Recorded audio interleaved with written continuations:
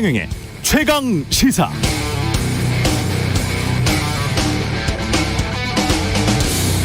네, 코로나19 대유행이 시작된 지난해 이맘때쯤 미 국채 10년물 금리는 0.6% 수준이었습니다. 지금은 1.6% 안팎 100% 넘게 상승했고요. 한국 국채 10년물도 비슷한 시기 1.2%에서 2.1%로 올라서 1.2에서 2.1로 올라서 상승률이 80% 정도 됩니다. 국채금리는 시중금리죠. 시장의 수요와 공급에 따라 결정되는 시장금리라서 경기 동향, 금융사정을 반영해서 변동이 자연적으로 그렇게 됩니다. 이 국채금리는 앞으로 물가가 상승할 것 같다, 경기가 확장할 것 같다, 정부의 정책금리가 올라갈 것 같다는 시장의 방향성을 뜻하기도 합니다. 4월 소비자 물가 상승률 2.3%, 도는 사상 최대로 풀려 있습니다. 코로나 대유행 이전 지구 전체 가계의 평균 저축액보다 6천조 원이 더 축적돼 있다, 이런 보도도 있었고요. 이게 대규모 보복 소비가 어느 시점 폭발할 수도 있다, 이걸 의미하기도 합니다. 미국을 중심으로 한 보호무역 기조, 자국 일자리 중심주의, 기후변화에 대처하기 위한 동맹 강화 역시 물가 상승에 다 한몫할 요소들이죠. 물론 미 연준도 한국은행도 버티는 데까지는 버틸 겁니다. 그러나 시장금리는 시장이 정합니다. 그러니까 시장금리죠. 물가도 시장에서 형성됩니다. 정부는 강물을 잠시 담아 놓는 댐을 만들 수는 있지만 폭우가 쏟아지면 어쩔 수 없이 수문을 열어야 합니다. 그게 시장의 원리고 자연의 섭리입니다. 그래서 설사 정부가 무주택 서민들을 위해서 대출 규제를 지금부터 좀 더 완화하겠다고 하더라도 지금 이 시점에, 지금의 부동산 가격에 정부가 대출 좀 더해준다고 집을 구입한다? 신중하시기 바랍니다. 시중 금리는 이미 많이 올라 있고 앞으로도 이 수준 이상 갈 가능성 높습니다.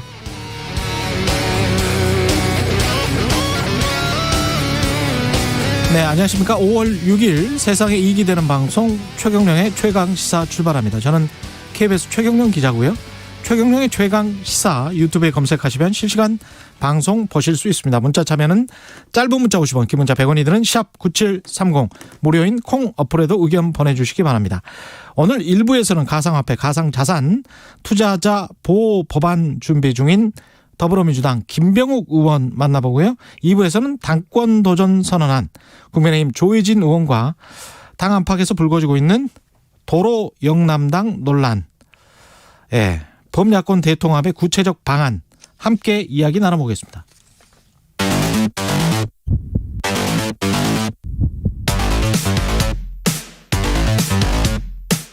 오늘 아침 가장 뜨거운 뉴스 언박싱. 네, 뉴스 언박싱 시작합니다. 민동기 기자, 김민하 평론가 나와 있습니다. 안녕하십니까? 안녕하세요. 예, 한일 외교부 장관 회담 뻣뻣한 만남이었습니까? 사진을 보면은요, 굉장히 어색한 모습으로 이렇게 둘 다 되고 악수도 별로 안 했다라고 하고요. 아, 그래요? 그리고 지금 G7 외교개발 장관 회의에 참석을 했잖아요. 한미일 외교장관 회담이 열린 직후에 자리를 옮겨서 잠깐 이제 따로 만났다라고 하는데, 양자회담이 한 20분 정도밖에 안 됐다라고 합니다. 그러니까 시간상 등으로 봤을 때는 깊이 있는 대화는 나누지 못했던 것으로 전해지고요. 20분 정도면 특히 이제 한일 간 갈등 현안인 강제징용 배상 판결이라든가 뭐 위안부 문제라든가 후쿠시마 원전 오염수 방류 문제 등에 대해서는 입장차만 확인을 했다는 그런 보도가 있거든요. 그냥 말만 한 거네. 우리 뉴스 언박싱 정도 시간 아니겠습니까? 그렇습니다. 20분이라면. 도대체 매우 부족한 시간이죠. 매우 부족한 시간입니다. 왜 만났을까가 이제 관심 아니겠습니까? 근데 이제 이런저런 해석이 나오고 있는데 그 가운데 하나가 일단 미국 입장에서는 대중 대북 정책 추진을 위해서 한미일의 어떤 긴밀한 협력이 굉장히 중요한데 그래서 미국 정부의 요청에 응답하는 그런 모양새로 한국과 일본 외교장관이 그냥 마주 앉은 것 아니냐. 예. 그래서 그렇게 큰 의미를 부여하지 않는 그런 해석도 나오고 있습니다. 그러니까 이 양자회담 전에 그러니까 3자 회담이 있었어요. 그러니까 한미일 외교장관들이 다 모여서 북핵 문제 해결을 위한 공조 이런 것들을 논하는 이런 자리를 만들어서 이제 얘기를 했는데 이 자리에서 이제 중요하게 이제 논해진 것 중에 이제 지금 말씀하신 대로 한미일 삼각협력이 중요하다. 이 얘기를 이제 미국이 한 거거든요. 그러다 보니까 당연히 한미일 삼각협력이 중요한데 지금 사이가 안 좋은 것은 한국과 일본이니 당신들이 풀어보시오. 사이를 뭔가 좋아지게 해보시오. 이제 이렇게 이제 얘기를 하는 거죠. 미국은 계속. 예. 그러니까 사실은 일본도 우리하고 그렇게 뭐 열심히 뭔가 갈등을 해소해 볼 만한 그런 마음은 없고 우리는 그래도 여러 가지 곤란한 게 있으니까는 좀 풀어봐야 되지 않겠는가 이런 마음을 갖고 있는데 그게 이제 딱 드러난 게 이 한일 양국 외교장관 회의에서 우리는 할 말이 나름대로 이제 있지 않습니까? 예. 과거사에 대해서도 할 말이 있고 최근에 이제 그 원전 오염수 방출한 거에 대해 배출할 결정한 거에 대해서도 할 말이 있는데 오히려 모테기 도시미스 일본 외무상이 이 오염수 문제를 국제적으로 너무 한국이 지금 적극적으로 문제 제기를 하고 있다. 이 문제에 대해서 우려를 오히려 표명하면서 목소리를 높였다는 거예요. 그러니까 사실은 별로 일본이 우리하고 풀고 싶은 마음이 없다라는 게 계속해서 드러나고 있는 거죠. 일본도 참 난감할 거예요. 사실은 2015년 후쿠시마 원전 사태 나기 전까지만 해도 일본의 전체적인 에너지 정책이 원전으로 쭉 갔었잖아요. 그렇죠. 예. 그랬다가 이걸 급격하게 수정할 수밖에 없는 과정이 있고 앞으로 10년, 20년 동안 그쪽도 지금 그 탄소 제로 이쪽으로 가겠다고 하거든요. 그러면서도 원전에 너무 치중을 해왔기 때문에 그걸 어떻게든 그러면 또 의존도를 줄여야 돼요.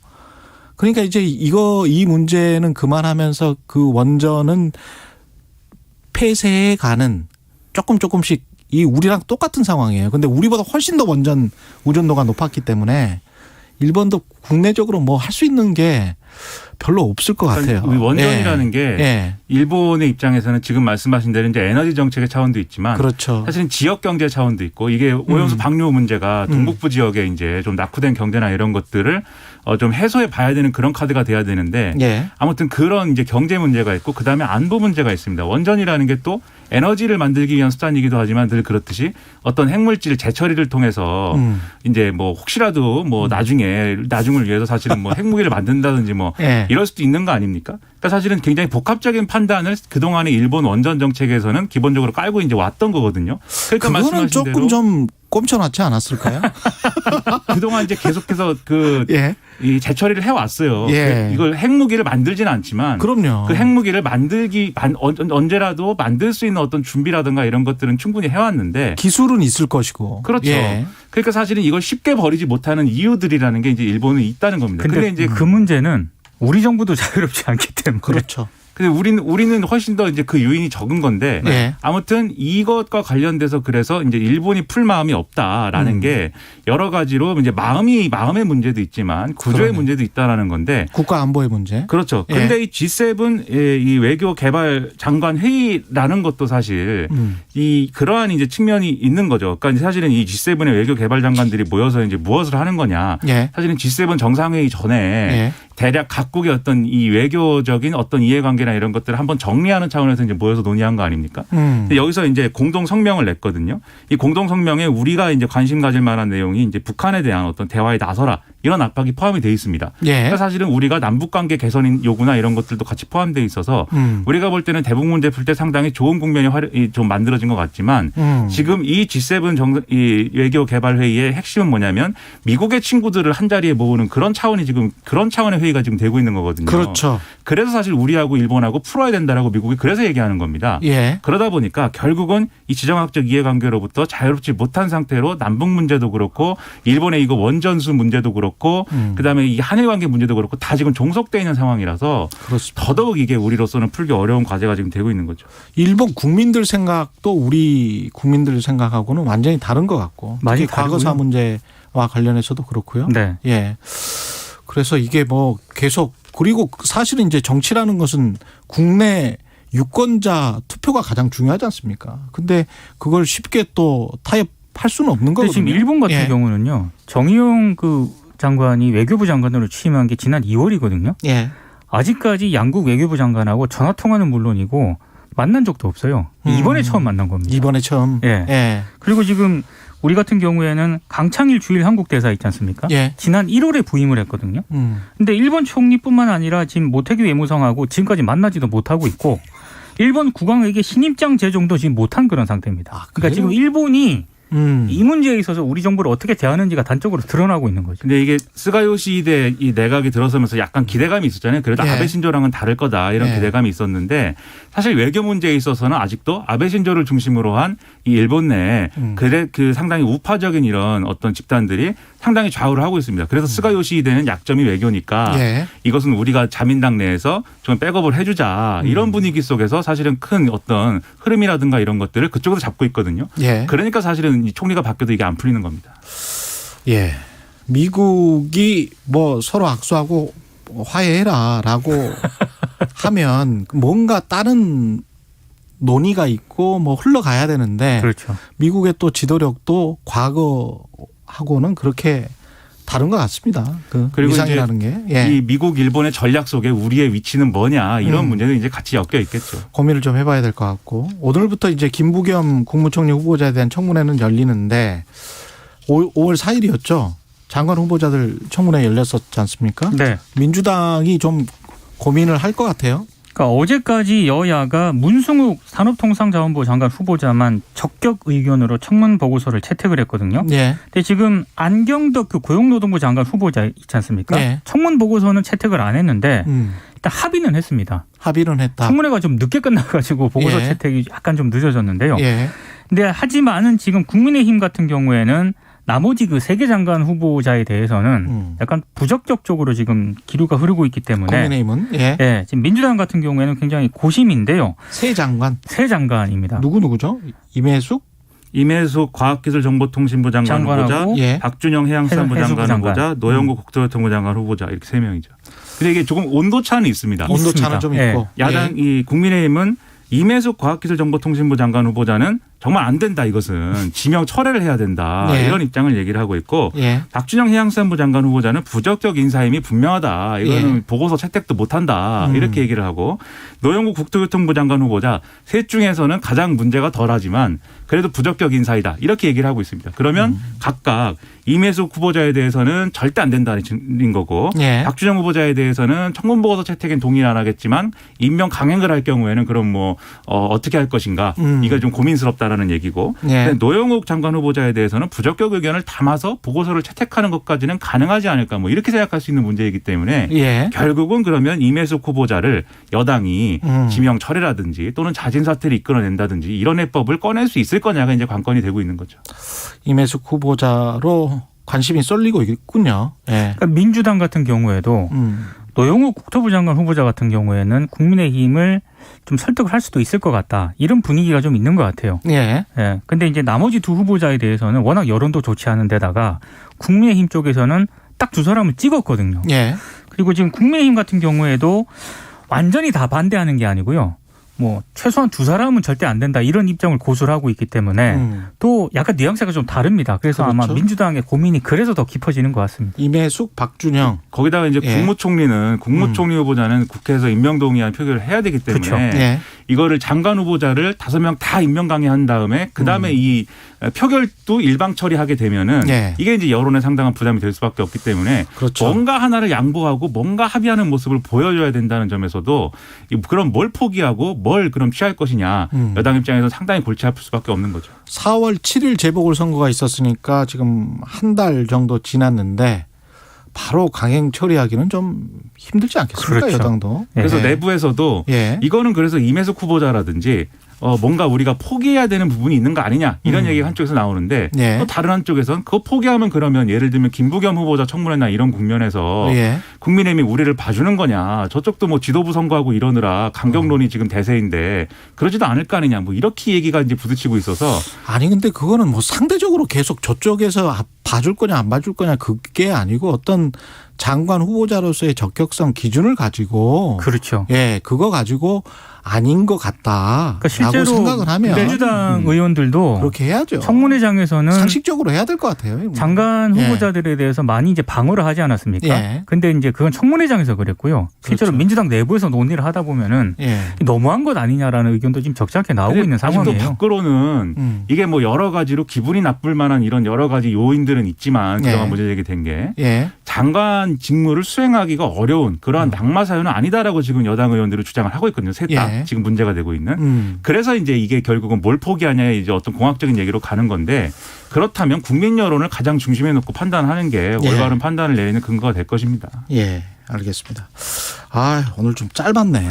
예. 다른 얘기 또 해야 되는데. 1시간 해야 돼요. 예. 이 코너는. 뉴스 언박싱 민동기 기자 김민아 평론가였습니다. 고맙습니다. 고맙습니다. KBS 일라디오 최경영의 최강시사 듣고 계신 지금 시각은 7시 36분으로 향하고 있습니다.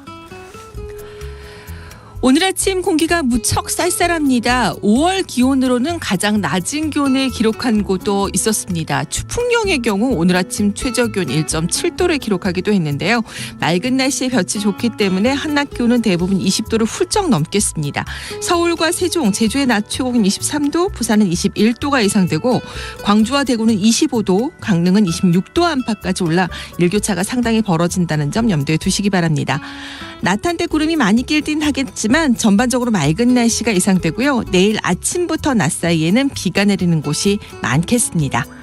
지금 서울 기온 9.3도입니다. 지금까지 날씨 정보였습니다. 다음은 이 시간 교통 상황 알아보겠습니다. KBS 교통정보센터의 김한나 씨입니다.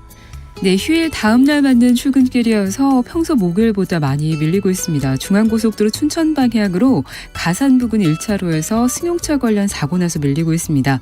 호남고속도로 지선 논산 방향으로는 양촌 하이패스 나들목 부근 2km 구간에서 사고 때문에 정체가 되고 있고요. 경부고속도로 부산 방향으로 한남에서 반포까지 막히고요. 서울요금소에서 수원까지는 10km 구간이 정체입니다. 또 동탄분기점에서 오산까지도 속도가 안 나고 있습니다. KBS 교통정보센터였습니다. 오늘 하루 이슈의 중심. 당신의 아침을 책임지는 직격 인터뷰.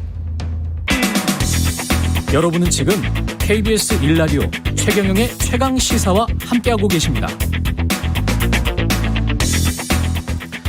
네, 더불어민주당 암호화폐, 화폐적 성격이 없는 가상자산으로 지금 규정을 하고 있고요. 금융당국도 이 입장은 비슷한 것 같고 홍남기 부총리도 이런 이야기를 했죠. 이 투자자 보호를 위한 해법차 계획 고심하는데 일부 의원들은 가상자산 투자자 보호를 위한 법안 준비 중입니다. 국회 정무위의 여당 간사시고 그래서 이제 관련 태스크포스를 꾸린 더불어민주당 김병우 의원과 함께 이 문제 그리고 이제 종합부동산 문제 같이 함께 이야기 나눠보겠습니다. 안녕하세요. 예, 안녕하세요. 반갑습니다. 예. 일단 홍남기 부총리는 이게 화폐 이렇게 이야기하는 것에 관해서 그리고 이제 다른 경제학자들도 이게 정의를 똑바로 해야 된다. 가상 화폐라고 하니까 자꾸 사람들이 뭔가 좀 나중에 화폐가 될 게 거의 확실한 거 아니야? 뭐 이런 생각으로 지금 투자하는 것 같은데 이거는 지금 가상 자산이다. 이렇게 정의를 해야 된다. 이렇게 지금 말하고 그렇죠. 있는 거 아닙니까? 저희가 이제 특검법이라고 예. 제가 발의해서 통과된 법이 있는데요. 예, 특검법을 제정할 때도 이것이 가상화폐냐, 예. 암호화폐냐, 암호자산이냐 예. 논란이 많았어요. 그렇죠. 그러다 결론은 가상자산으로 결론을 내렸거든요. 내렸고. 네, 화폐라고 하면은 사용처가 뭐 아주 많아야 되겠죠. 범용성이 있어야 되고 예. 또 그 가치가 좀 일정이 되겠죠. 안정적이어야 되겠죠. 화폐라고 하는 것이 가치가 오르내림이 많으면 안정성이 떨어지죠. 예. 그리고 전 세계에 또 써야 되는 문제도 있고 뭐 이런 것들 다 감안해서 저희도 그 당시에 화폐라고 보기에는 자산으로 규정 짓고 예. 논의를 하는 것이 바람직하다. 그래서 예. 지금 가상자산으로 법적 용어는 정리가 되어 있는 상태입니다. 지금 논의를 하실 때 이제 업계 분들이랄지 다른 분들과 다 함께 하는 거죠, 이게. 그리고 제가 지금 제품 만든 거는 꼭 이번 사태뿐만 아니라 예. 작년 7월부터 제가 만들어서 준비를 하고 있거든요. 예. 예. 이게 이제 2018년도 박상기 장관께서 뭐 거래소 폐쇄, ICO 금지 등 말씀을 하시면서 네. 우리나라 시장이 많이 좀 죽었잖아요. 예. 대신 이제 우리나라에서 거래했던 외국인들과 이런 대규모 투자자들이 싱가포르나 홍콩으로 갔었죠. 예. 그게 어떻게 보면 저는 좀 마음이 아팠던 거죠. 우리나라에서 충분히 잘 하면 이 산업을 발전시킬 수 있을 텐데 투자자도 보호하면서. 예. 예. 왜 우리는 그렇게 하지 못할까? 그래서 이제 관련된 전문가들, 변호사들과 업계분들, 그다음에 코인데스크 코리아라는 또 언론사와 함께 예. 꽤 지금 수차례 논의를 해오던 차에 관련해서 협회도 있는 것 같더라고요. 그죠? 공식 협회라기보다는요, 거래소라든지 이런 협회라기보다는 이제 블록체인 산업협회라고 있죠. 산업협회. 예. 그래서 이제 그렇게 해서 내린 결론은 어떤 겁니까? 그러니까 투자자를 먼저 보호하기 위해서 이걸 제도권 안으로 끌어들여야 된다라는 결론입니까? 저희 생각은 그렇죠. 예. 저희 생각은 그런데 아직 금융당국의 입장은 예. 개념 정의가 제대로 안 돼 있는 거 아니냐. 아까 말한 대로. 예. 그리고 또 뭔가 좀 위험스러운 거 아니냐. 그렇죠. 그리고 예.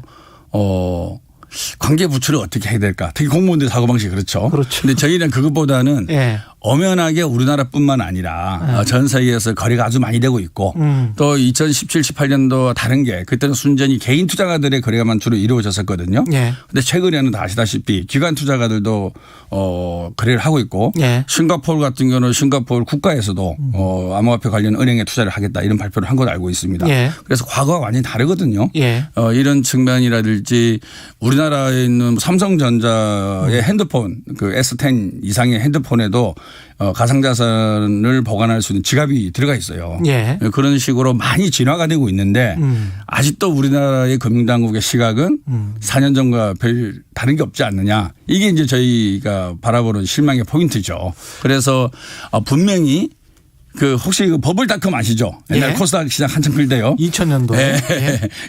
버블 닷컴 기업에 버블이 아주 많이 있었지 않습니까? 그렇습니다. 예. 그래서 그 당시에 모럴 해저드 그다음에 국가의 돈을 그때도 국가가 투자를 했었어요. 직접. 지금 가상자산 시장은 민간 영역에서 투자가 이루어지고 있는 거고. 그렇습니다. 예, 그때 당시에 닷컴 기업의 버블 때는 국가가 정책 자금을 집어넣으면서도 과연 이 인터넷 회사에 무슨 투자를 하느냐. 이 거품이다. 이런 논란이 많았지만 결과적으로는 그것들이 밑바탕이 되어서 대한민국 IT 강국을 만들어내는데 상당히 기여를 했다고 봅니다.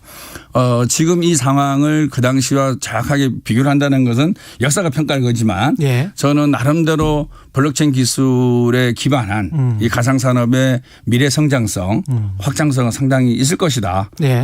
그렇기 때문에 부정적 측면도 분명히 있지만 긍정적 측면을 진흥을 하고 부정적 측면을 줄이는 예. 그런 방향으로 금융당국과 정치권이 예. 법제화를 하는 것이 필요하지 이것이 아직 애매모호하다 위험하다는 이유로 계속 멀리하면 오히려 긍정적 측면보다는 부정적 측면이 더 드러날 수가 있고 악화가 양화를 구축할 수도 있겠다. 뭐 그런 생각이 듭니다. 법제화는 어떻게 해야 되는지 그 문제는 조금 이따 여쭤보고요. 긍정적인 측면은 어떤 게 있을까요? 가상자산에? 핵심은 그거겠죠. 예. 블록체인 기술이 갖고 있는 신뢰성. 그러니까 이게 이제 그 리만 브러더스 사태 이후에 미국의 금융권의 파산으로 해서 전 세계 경제 질서가 한번 흔들리지 있지 않습니까? 예. 그 이후로 이제 사토시 나카모토와 그다음에 기타 이런 학자들이 모여갖고 중앙과 다시 말해 중앙이나 특정인의 컨트롤에서 해방될 수 있는 자유로울 수 있는 예. 그리고 참여자들이 의사결정을 할 수 있는 시스템이 뭐가 없을까라고 개발한 것이 바로 비트코인이에요. 다시 말해서 블록체인 기술이 그렇습니다. 핵심이 그거죠. 예. 그래서 어떤 중앙 권력과 중앙 자본의 컨트롤이 되지 않고 참여한 노드라 그러죠. 참여한 사람들의 합의 과반수 이상의 합의에서 하나의 블록이 만들어지는 거고 그 블록들이 쌓여서 체인화가 되는 거죠. 예. 그것들이 모여있는 거기에 참여한 모든 사람들이 그 블록체인에 대한 신뢰를 갖고 거래를 하기 시작한다 그러면 이건 엄청난 미래의 포텐셜이 잠재력이 될 수 있다라고 접근을 했던 거죠. 그래서 그 기술이 지금 다방면에 쓰여지고 있고 그 쓰여지는 과정 속에서 금융이 결합을 한 것이 이제 거래소라는 거죠. 그렇죠. 예, 산업이 발전하려면 금융이 개입을 해야 되고 또 거기에 투자한 사람들은 또 환금을 해야 되고 엑시트라 그러죠. 이런 과정 속에서 산업과 금융이 선순환을 하는 거죠. 그래서 저는 이 부분에 대해서 지금 젊은이들이 하고 있는 투자, 그 젊은이들의 희망의 사다리가 무너졌기 때문에 다양한 마음의 고통, 네. 어떤 사회에 대한 실망 속에서 투자하는 부분도 분명히 있고 또 산업의 미래 발전에 확신을 갖고 투자하는 또 젊은이들도 있고 네. 또한 잘못된 정보에 의해서 내동매매하는 분도 있겠죠. 예. 네. 그렇지만 큰 틀에서는 저희가 산업 발전이라는 시각에서 미래 먹거리를 만들어 나간다는 차원에서 바라봐야 되지 않을까라는 생각을 하고 있습니다. 근데 제가 아직도 이해가 안 되는데 예. 이게 금융과 산업의 어떤 연결체는 어떻게 되는 겁니까? 그러니까 가령 이제 노드 그 작업을 하는 그 작업자들이 가장 많은 채굴을 한 사람이 결정권을 가지잖아요. 지금 과반이라고 말씀하셨는데 사실은 과반이 주식 채굴을 계속 많이 한 사람, 그 사람이 사실상 이게 어느 정도의 이 거래가, 금융거래가 신뢰가 있는지를 결정하는 그 시스템이기 때문에 나중에 되면 어차피 또 자본을 많이 투입한 어떤 기업, 개인, 뭐 이런 사람들이 또 독과점 할 수도 있고 지금 현재 화폐 시장 자체가 그럼 가상화폐를 염두에 둔 가상자산을 만들어야 할 만큼 신뢰가 무너졌는가? 그거는 아닌 것 같은데요. 뭐 다양한 시각이 있을 수 있죠. 아닌 것 같은데. 이제 화폐로 본다 그러면 달러 중심의 패권에 대해서 이 제기하는 또 나라들도 있는 거고요. 그거 하고 두 번째는 아까 말한 대로 어떻게 산업으로 이게 융화돼서 우리 실물 경제에 어떤 선순환을 일으킬 수 있는지. 그러니까 이제 정보가 독점이 되고 중앙 권력화가 되면 그분이 제대로 된 정보를 공시하거나 알려주지 않으면 다른 참여자들은 모르는 거 아니겠어요? 그렇죠. 그게 리만 브러더스의 파산으로 인해서 많은 금융기관들이 힘들어했던 거 아닙니까? 그렇죠. 블록체인 기술에 기반한 정보의 공유와 탈중앙화는 그런 것들을 막을 수 있는 거죠. 그리고 그건 이제 가능성을 말씀하시는 그렇죠. 건데 지금 당장은 코인을 거래하는 데 지금 사람들이 집중을 하고 있거든요. 그리고 뭐 일부 채굴하는 사람들이 있죠. 근데 이게 지금 산업과 어떻게 앞으로 연관이 될지 그것에 관한 논의는 별로 없는 것 같아서. 산업에 관련된 논의는 상당히 많이 하고 있죠. 제가 뭐 그쪽 전문가는 아니지만 그런 거죠. 이 블록체인 기술에서 핵심이 아까 신뢰라고 말씀드리는데요. 그 블록체인이 만들어지는 과정에서 이 암호화 과정을 거치거든요. 암호화 과정을 거치기 때문에 제일 중요한 것은 누구나 정보를 넣을 수 있고 그 정보를 볼 수 있다는 거하고 두 번째는 그것을 조작과 위변조를 못한다는 거죠. 그래서 참여자들이 모두 항상 그걸 보면서 의사결정을 내리는 거죠. 그게 조작과 위변조는 화폐도 사실 현대 화폐도 못하는데. 아니 화폐라는 관점이 아니라 자산 관점에서 보는 거죠. 알겠습니다. 일단 법제화는 어떻게 해야 됩니까 그러면? 그러니까 저희가 생각하는 이제 법제화는 이제 투자자 보호에 아주 방점을 주는 거죠. 아마 몇몇 의원들도 준비를 하고 있는 걸 알고 있고요. 저희는 이제 뭐 상장이라는 용어를 쓸지는 모르겠지만 어찌됐든 거래소에 등록돼서 거래되고 있는 코인에 대해서 어떠한 절차를 밟는 게 좋은 것인지 그리고 지금 주식시장이 한국거래소는 단일 거래소이지 않습니까? 하지만은 이제 여기는 이제 민간의 복수 거래소잖아요. 그 상장에 대한 책임을 가이드라인을 중앙에서 일괄적으로 하는 게 맞는 건지 민간 거래소에 자율로 주고 책임을 부과하는 게 맞는 건지 이런 고민이 있고요. 그다음에 이제 코인을 발행할 때 이제 백서라는 것을 만드는데 화이트 페이퍼 이 백서대로 과연 프로젝트가 잘 이행되고 있는 건지라는 점검이 또 필요하지 않겠습니까? 결국엔 투자자한테 그 코인에 대해서 많은 정보를 정확하게 제때 전달해 줄 수 있느냐 그 체계를 만들어가는 게 중요하다고 봅니다. 결국 이제 투자자들 보호를 하면서 투자를 활성화시키자는 법안이잖아요. 투자를 우리가 하라고 권하는 건 아닌데 객관적 자료와 정보를 널리 공유함으로 인해서 투자자들이 말지 판단의 근거를 만들어주자는 것이죠.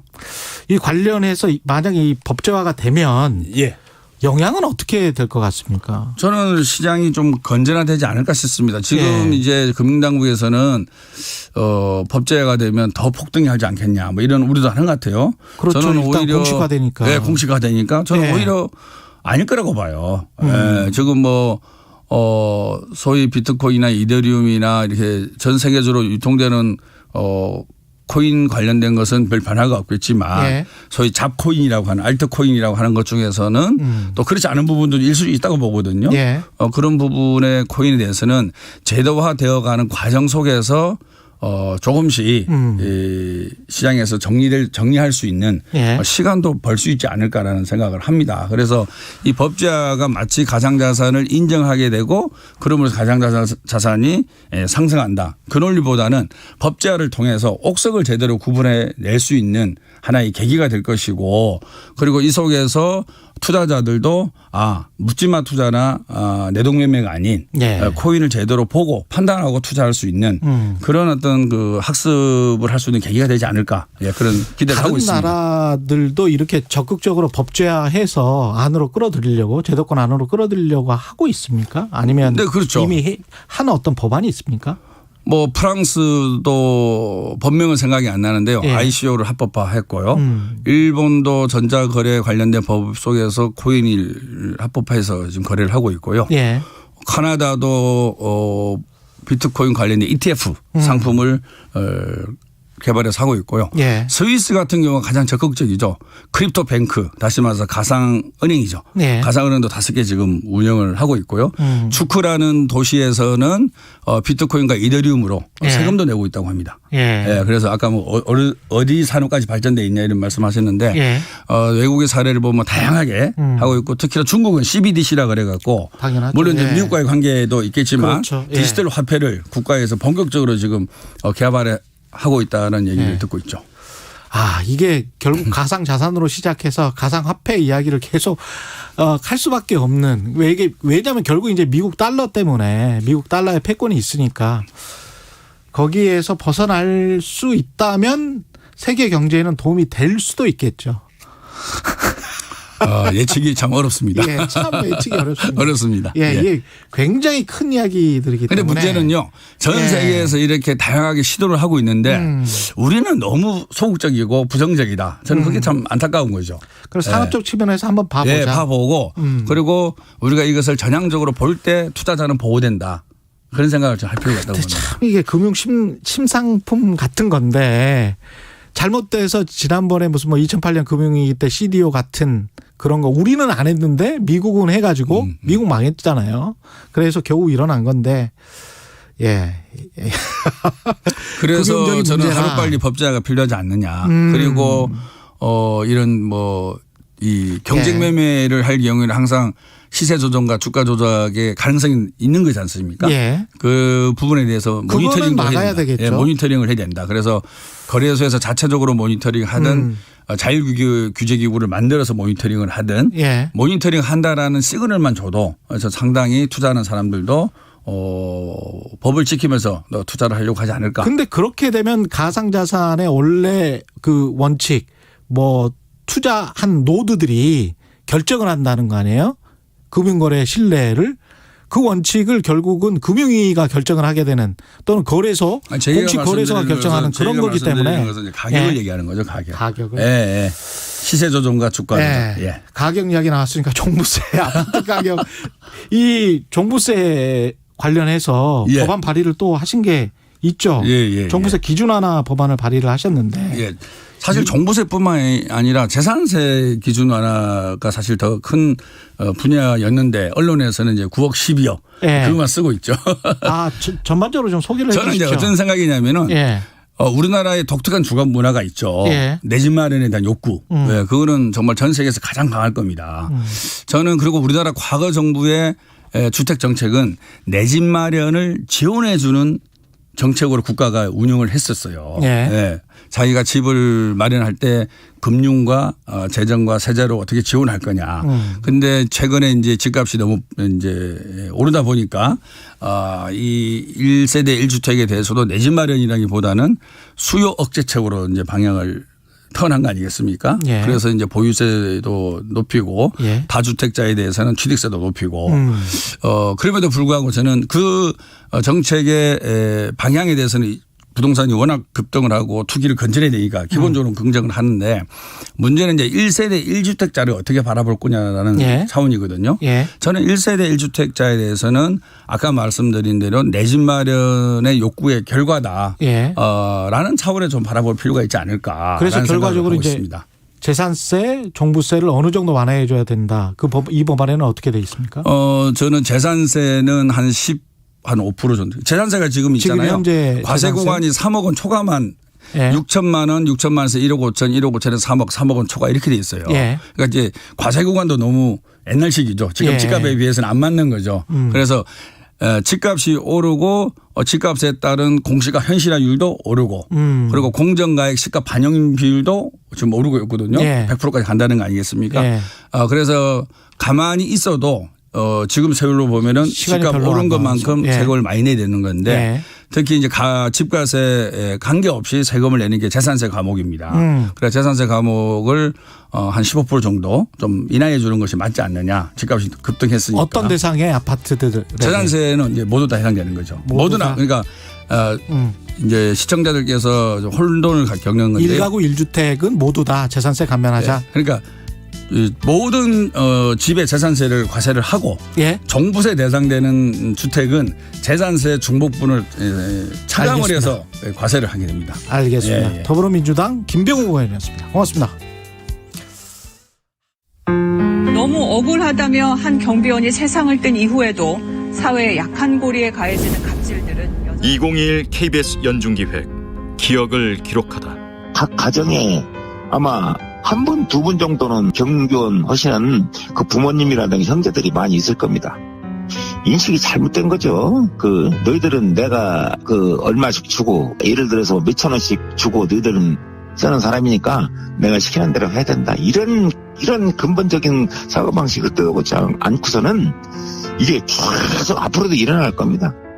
그리고 이 법이라고 해놓은 것이 아파트 주민들을 위한 법입니다. 이게 경비원들의 법이 아니에요. 자세히 살펴보면은 주민의 문제점을 삼아서 주민을 강력하게 처벌해준다든가 이런 게 아니고 신고를 누구한테 돼 있냐면 아파트 동일당이라든가 아파트의 책임자한테 해가지고 그 책임자들이 이렇게 상의를 해서 이거를 조치할 수 있는 이런 법을 만들어놔가지고는요.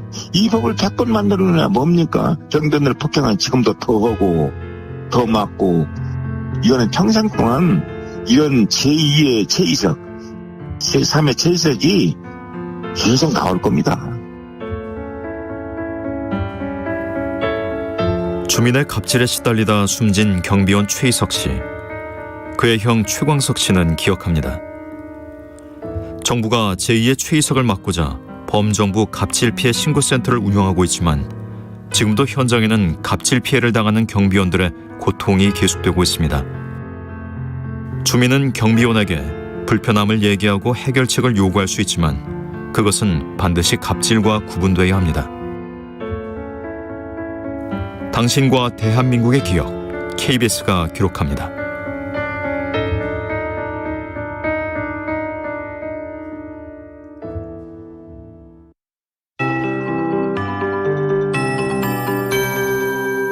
KBS 58분 날씨. 아침에 느끼는 쌀쌀함은 빠르게 가실 것으로 보입니다. 오늘 아침 기온이 5월 최저 기온을 기록한 곳도 상당합니다. 추풍령은 1.7도, 함양 1.3도, 청송 1.2도까지 떨어지기도 했는데요. 이렇게 낮은 기온 탓에 곳곳에 서리가 내리는 곳이 있을 것으로 보이고 강원도 산간 지역의 경우 지표 부분의 기온이 영하로 기온이 떨어지면서 물이 어는 곳도 있다는 점 염두에 두시는 것이 좋겠습니다. 하지만 맑은 날씨에 볕이 좋아서 매 시간 기온이 빠르게 성큼성큼 오르고 있는 상황입니다. 낮 최고 기온은 대부분 20도를 훌쩍 넘을 것으로 보이고 서울과 춘천, 세종, 제주의 낮 최고는 23도, 대전, 울산 24도, 광주, 대구 25도, 강릉은 26도 안팎까지 올라서 일부 지역은 낮에 더위가 느껴질 만큼 기온이 오르는 곳도 있겠습니다. 오늘은 우리나라가 남해상에서 동쪽으로 이동하는 고기압의 영향권에 들겠습니다. 지금처럼 맑은 날씨가 쭉 이어지겠고요. 낮한때 구름량이 좀 많겠습니다. 제주도 지방은 종일 구름량이 좀 많을 것으로 보이고 금요일인 내일은 북서쪽에서 기압골이 다가와 비 예보가 있습니다. 아침부터 낮 사이 수도권 지역과 강원 영서 지역은 5에서 10mm, 충청권과 전라도 동부 내륙 지역, 경상북도와 경상남도 서부 지역에서는 내일 5mm 안팎의 비가 내린다는 점 참고하시기 바랍니다. 지금 서울 기온은 11.6도입니다. 윤지수입니다.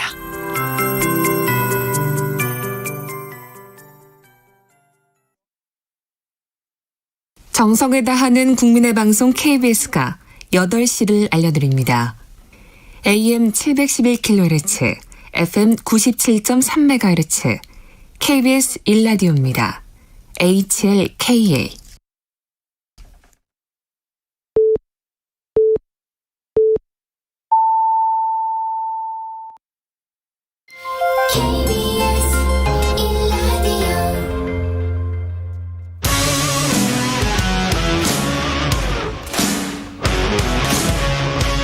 오늘 하루 이슈의 중심 최경영의 최강 시사.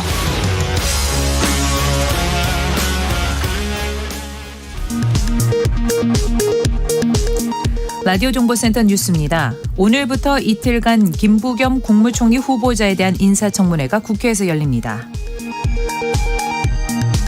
국민의힘은 오늘 오전 국회에서 긴급 의원총회를 열어 부적격 장관 후보자 3인방에 대한 인사청문 경과 보고서 채택 여부를 논의합니다. 주요 7개국 G7 외교 개발 장관들은 북한의 도발을 자제하고 비핵화 협상에 관여하라고 촉구했습니다. 조 바이든 미국 행정부가 새로운 대북 정책 검토 결과를 전달하기 위해 북한과 접촉을 추가로 시도했지만 반응이 없었다고 워싱턴 포스트가 현지 시간 5일 보도했습니다. 미국에서 아시안을 겨냥한 증오 범죄가 끊이지 않는 가운데 아시아계 할머니 2명이 도심 한복판 버스 정류장에서 칼에 찔리는 사건이 발생했습니다. 우리나라 외환 보유액이 또 역대 최대를 기록했습니다. 한국은행이 오늘 발표한 외환 보유액 통계에 따르면 4월 말 기준 우리나라 외환 보유액은 4,523억 1천만 달러로 기존 최대 기록이었던 지난 2월 말 4,475억 6천만 달러보다도 약 47억 달러 많습니다. 지금까지 라디오 정보센터 뉴스 아나운서 정은승이었습니다.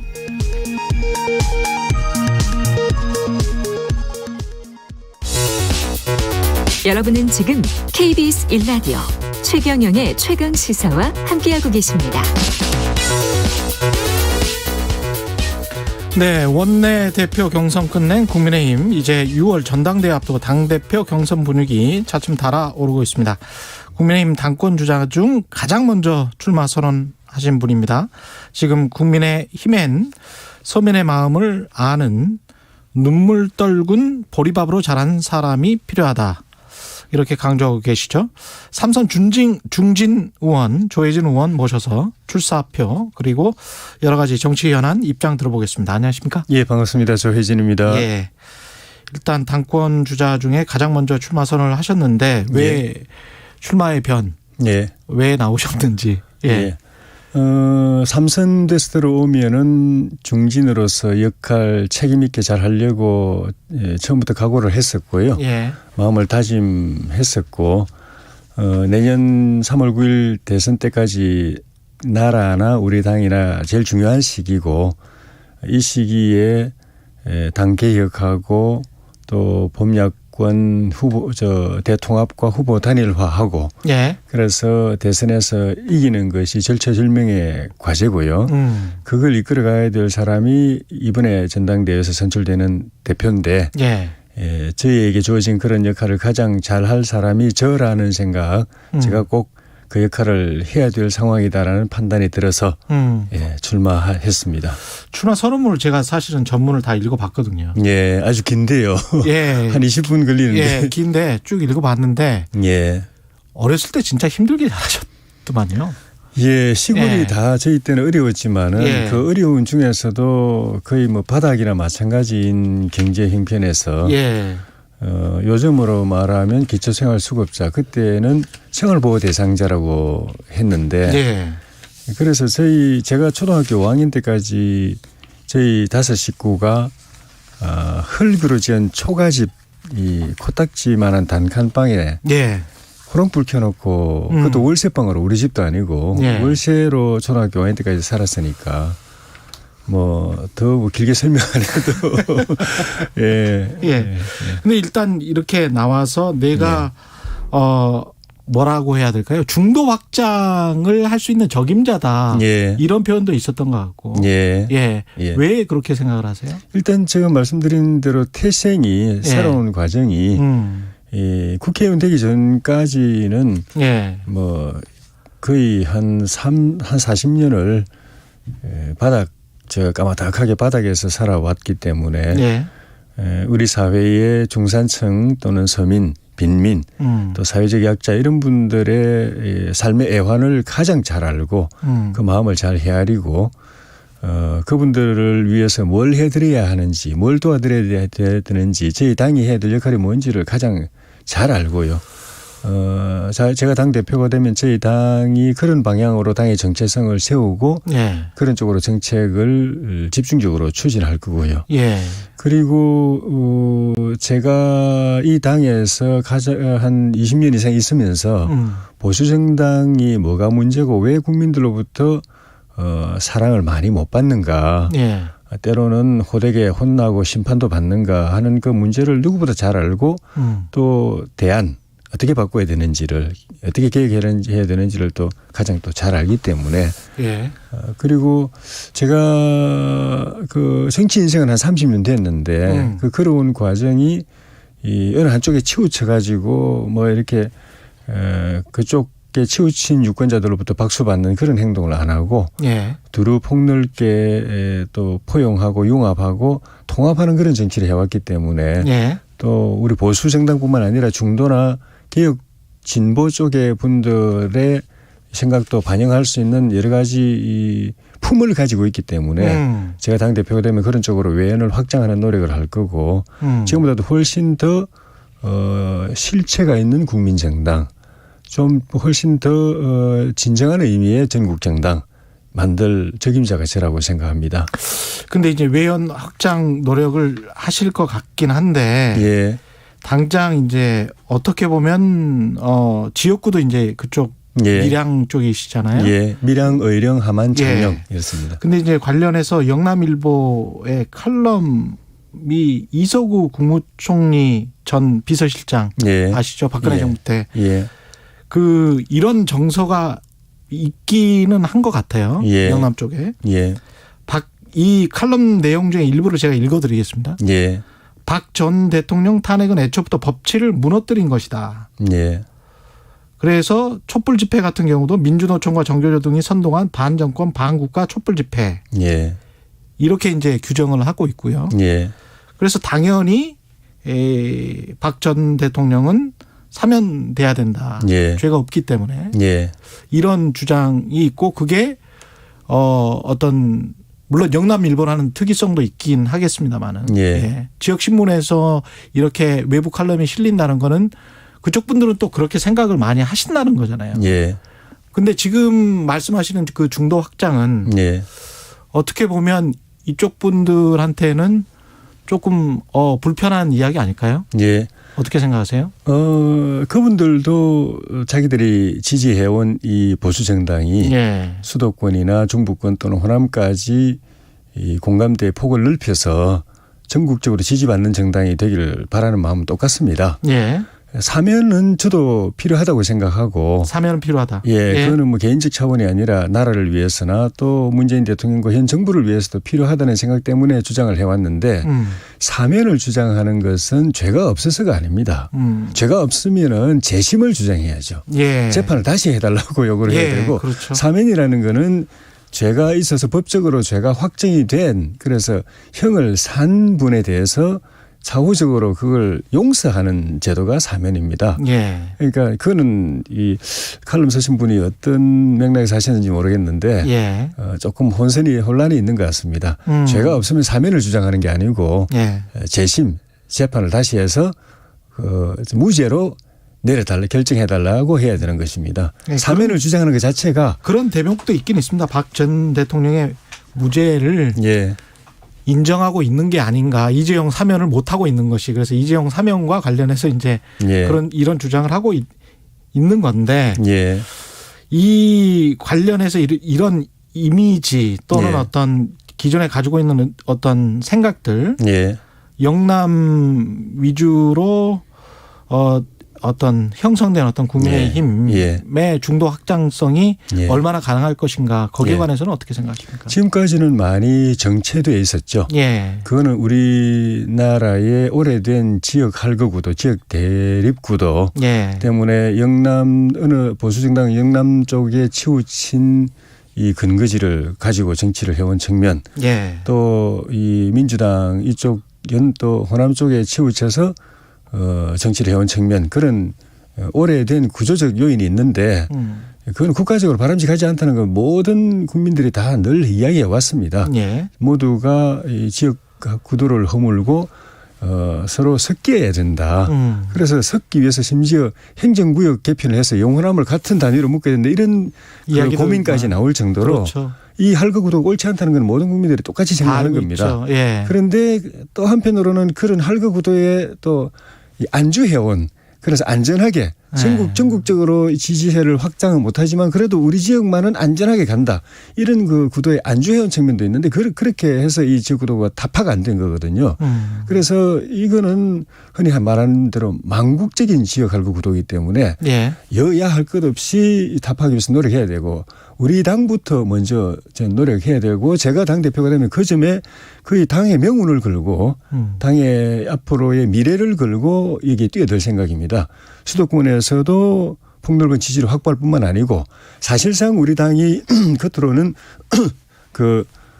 지역 구도를 타파하기 위한 노력을 한다고 했지만 내심적으로 보면은 예. 호남은 거의 포기하다시피 하고 살아온 게 또 현실이기 때문에 이제 그렇게 하고서는 결코 진정한 의미에서 전국정당, 국민정당 못 된다.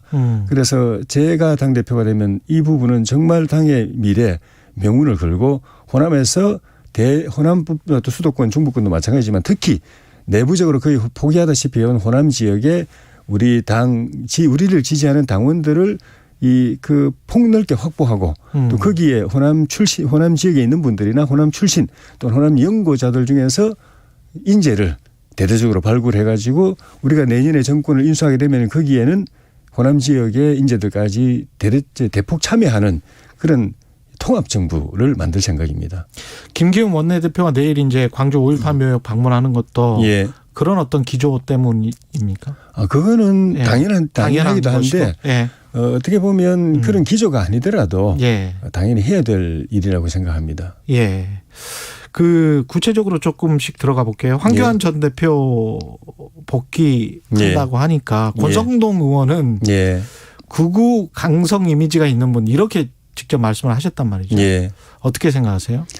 그런 이미지가 뭐 있을 수도 있고 아닐 수도 있고 또 그런 이미지가 있다고 하더라도 그 본인의 내적인 성향이 그런가 하는 또 별개의 문제라고 생각합니다.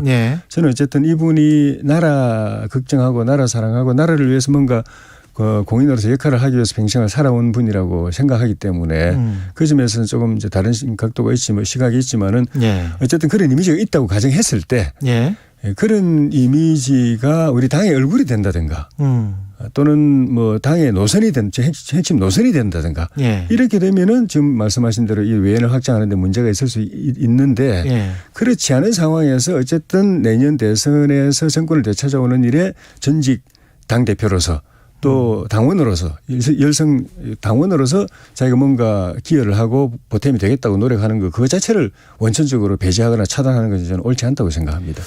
그 중도 확장을 위해서는 뭐 안철수 대표와의 통합 또는 합당 이 논의가 필요할 것 같은데 어떻게 보십니까? 이게 좀 약간 속도 조절을 하는 것 같고 안철수 대표도 합당보다는 통합 대선 후보 단일화 정도의 통합을 후보 등록 이전에만 하면 된다.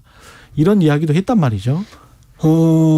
안철수 대표든 윤석열 전 총장이든 어쨌든 최종적으로 대통령 선거에 뛰어들 때 후보 단일화를 해내기만 하면 큰 문제는 없다고 봅니다만은 당이 어디든 간에 큰 문제는 없다고 봅니다만은 그건 굉장히 위험 요소가 많습니다. 이번에 서울시장 선거도 최종적으로 후보 단일화 될 때까지 얼마나 고비가 많았습니까? 깨질 듯 하다가 진짜 깨질 뻔도 했기 때문에 다음 대선은 나라의 운명이 걸린 대선인데 그런 식으로 이번처럼 아슬아슬하게 불안하게 될지 안 될지 모르는 상황을 국민들에게 연출해 가면서 그렇게 가서는 안 된다고 생각이 들고 더구나 이 합당 문제는 이 서울시장 선거 과정에서 국민들에게 약속한 것입니다. 약속은 지켜져야 되고 지켜지는 게 뭐 그 계약서를 써서 언제까지 이행하겠다고 시한이 정해져 있는 건 아니지만은 민심 속에 이 정치적 시한이라는 건 있는 겁니다. 대략 국민들이 느끼기에 어느 시기까지 되면 그건 약속 지켜진 것이고 어느 시각 지나면은 약속은 무산됐다고 느끼는 그런 이 민심의 시한이라는 것이 있습니다. 그 시한이 어느 정도로 보세요? 가을? 저는 8월. 저는 가장 적정한 시한은 이 국민의힘 전당대회 까지라고 생각합니다. 6월 전. 왜냐하면 안철수 대표 말씀하시는 거죠. 국민의당 어쨌든 우리 당도 이 통합의 한 당사자이기 때문에 우리도 똑같이 적용되는 문제인데 그렇게 합당을 해서 다음 전당대회를 통합정당의 전당대회로 국민의힘의 전당대회가 아니라 통합정당의 전당대회로 치르고 그게 국민의힘 출신뿐만 아니라 국민의당 출신들도 당대표에 나오고 최고위원회에도 나오고 그리고 당선자도 배출하고 또 그 양당의 그 당원들이 거기에 다 투표권을 행사하고 새로운 지도부를 선출하는데 자기들의 정치적 의사를 반영하고 그게 국민들이 볼 때 가장 순리적이고 적정한 때에 약속이 지켜졌다고 판단할 거라고 저는 봅니다. 그게 넘어가게 되면은 이게 약속이 파기됐다고 느끼거나 아니면은 본래 취지에서 벗어나서 이게 그 약속을 이행을 미루거나 질질 끈다 이런 그 인식이 들기 때문에 그때부터는 양당이 또 양당의 지도부가 상처를 입을 걸로 봅니다. 지금 말씀하시는 국민이 생각하는 어떤 통합의 정치적 시한이라는 그 의미로 본다면 윤석열 전 총장 같은 경우는 뭐 만약에 국민의힘으로 들어온다면 언제가 그 시한이 돼야 될까요? 제 판단으로는 저희 당의 전당대회를 통해서 새 지도부가 선출되고 조금 있으면 사실상의 후보 경쟁 레이스, 대선 당내 경선 레이스에 들어갑니다. 7월 9일쯤이 이 대선 예비 후보 등록 시작하는 시점이고요. 8월 9일쯤이면은 저희 당의 경선에 참여할 분들이 석 달 전에는 입당이 되어 있어야 되고 그것도 책임 당원으로 입당이 되어 있어야 됩니다.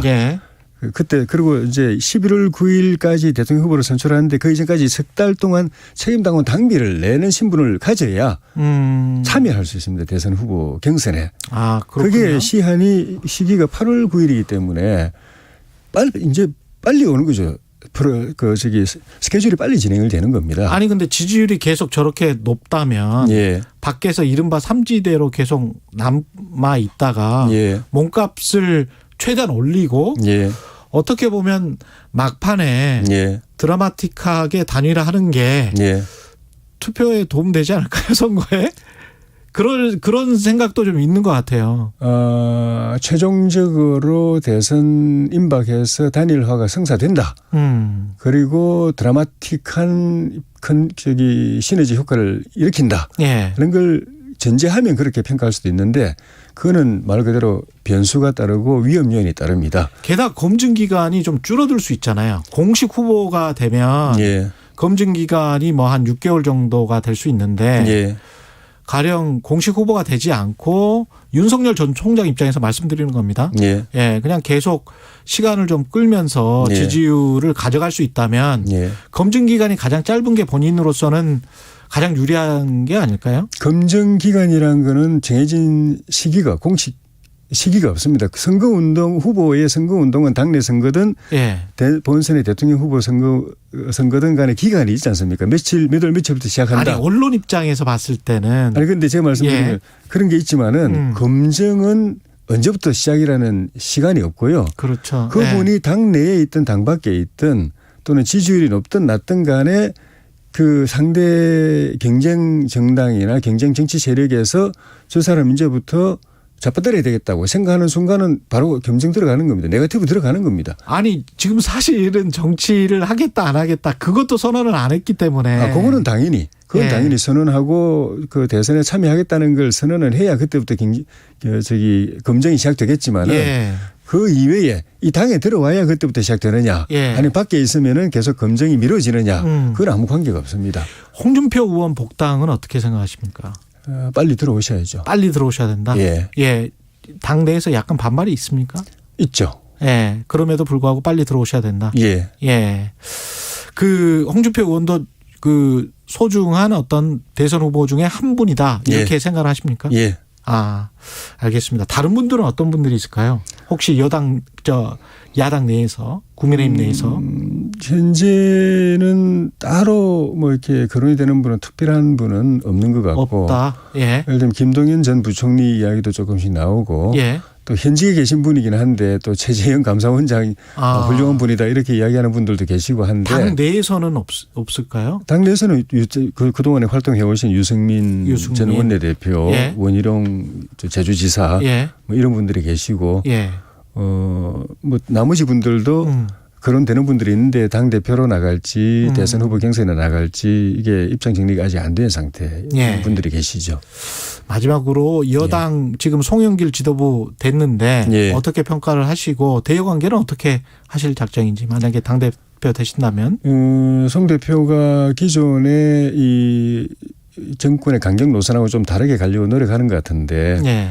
어쨌든 그래도 이 정권의 핵심 주류는 친문 강성 세력인 게 이번에 드러났고 또 본인은 약간 친문 색채가 덜하다고 하지만은 최고위원 5분은 다 친문 강성으로 분류되는 분들이 최고위원 예, 계시기 때문에 그런 노력이 얼마나 성과를 거둘지는 미지수인데 어쨌든 야당 입장에 있을 때는 국정 기조를 바꾸는 데 좀 노력을 해 주셨으면 좋겠고 또 야당과 협치의 관계를 복원하는 데 역할을 해 주셨으면 하는 바람이 있는데 예.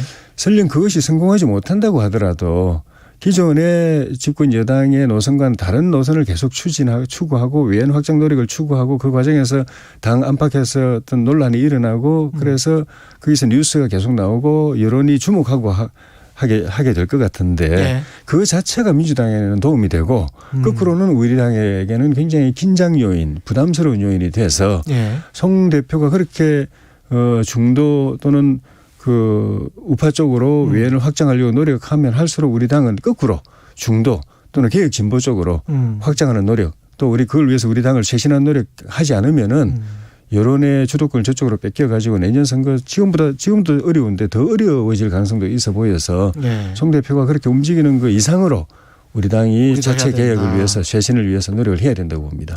말씀 감사하고요. 예. 네, 국민의힘 당대표 출마 선언한 조혜진 의원이었습니다. 고맙습니다. 예, 고맙습니다. 예. 공정, 공익, 그리고 균형. 한 발짝 더 들어간다. 세상에 이익이 되는 방송. 최경영의 최강시사.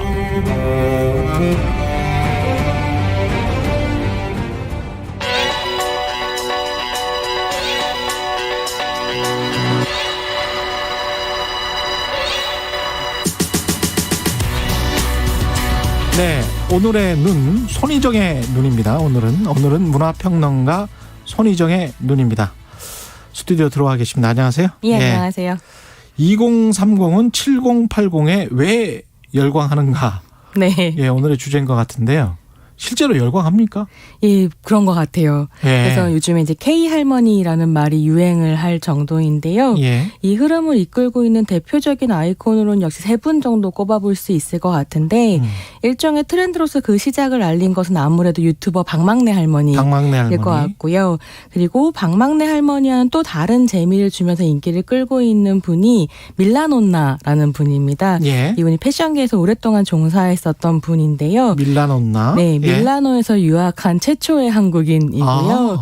그래서 네. 이제 밀라노와 이탈리아어로 할머니를 뜻하는 논나를 합쳐서 이제 밀라논나라고 스스로를 부르시고요. 예. 1년 전에 구독자가 20만이었는데 최근에 이제 80만 명을 돌파하고 인플루언서로 활동을 하고 계시고요. 예.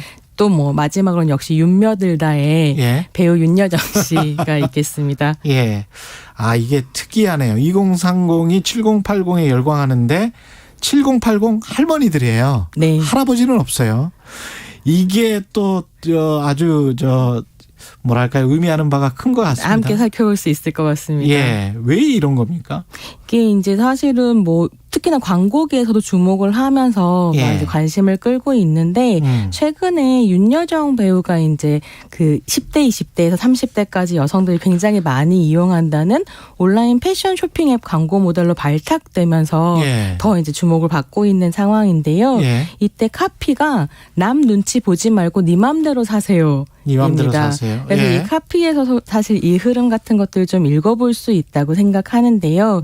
저는 개인적으로는 사실 한국이 노인 혐오가 매우 심한 사회이기 때문에 몇몇의 어르신들이 주목받는 것에 너무 과도하게 의미를 부여하는 것 아닌가라는 예. 생각이 들면서도 왜냐하면 이분들 인기를 끌고 있는 분들의 면면을 살펴보면 그냥 그분들 자체로 인기를 끄는 거지 7080이 꼭 의미가 있나? 이런 생각이 들기도 하거든요. 그렇죠. 근데 그럼에도 불구하고 그러면 노인들이 이렇게 비가시화된 사회에서 왜 이런 트렌드가 만들어지는가는 좀 짚어볼 수 있을 것 같거든요. 왜 그런 겁니까? 예. 그랬을 때에는 첫 번째로는 이들이 어떻게든 버티면 성공할 수 있다. 라는 소위 존버런의 증거들이기 때문 아닌가라고 저는 생각을 하는데요. 아, 그래요? 이게 예. 눈앞의 불안이 너무 심하고 그러니까 미래의 가능성을 확인받고 싶은 부분들이 있고 그게 이제 위로가 되는 거죠. 아, 버티면 저럴 수 있구나.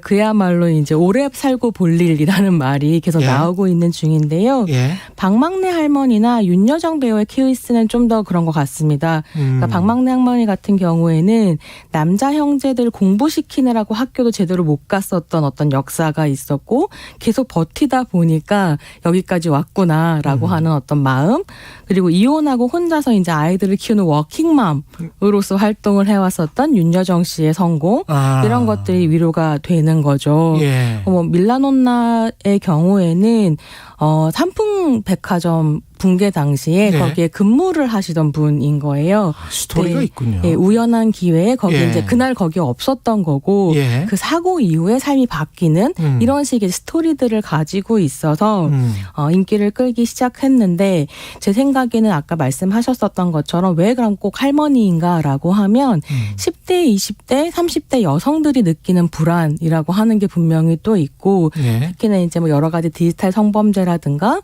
아니면 유리천장 같은 것들 경험하고 있는 여성들이 7080 세대의 성공을 보면서 좀 다른 느낌을 갖는 것도 분명히 있는 것 같다.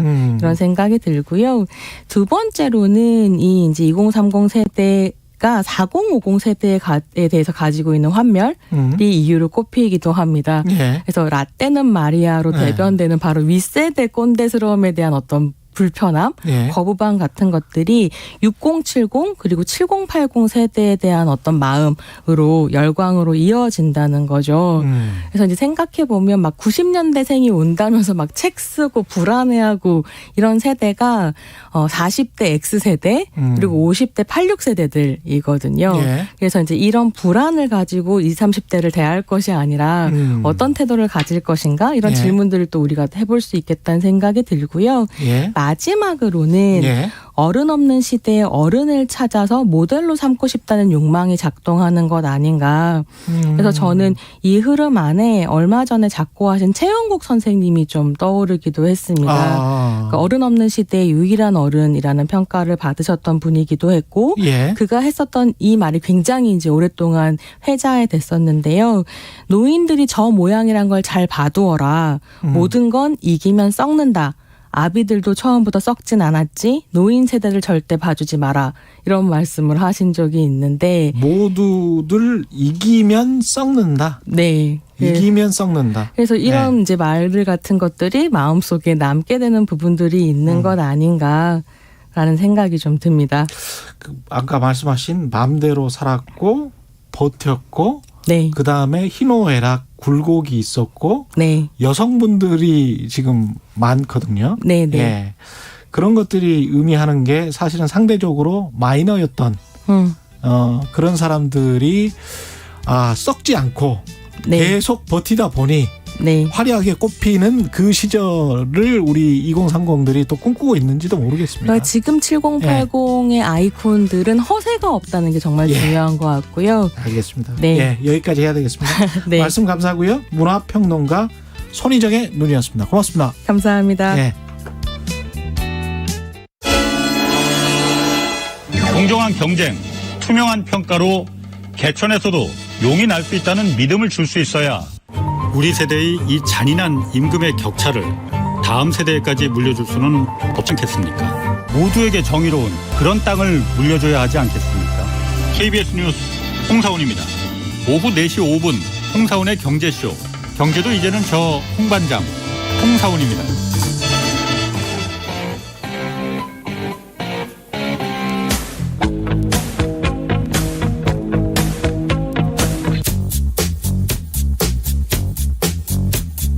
몸이 먼저 반응하는 음악이 있습니다. 몸이 먼저 반응하는 시사도 있습니다. 매일 오후 5시 5분 KBS 1라디오 주진우 라이브. 지금 시각은 8시 30분입니다. KBS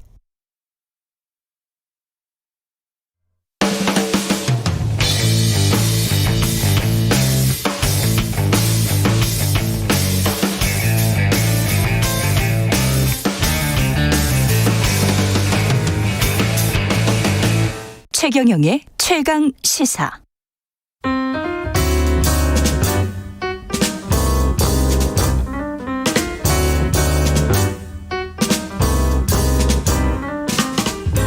더 나은 미래를 위해 오늘의 정책을 고민합니다. 김기식의 정책 이야기 식센스. 김기식 더 미래연구소 소장 나와 계십니다. 안녕하세요. 예, 안녕하세요.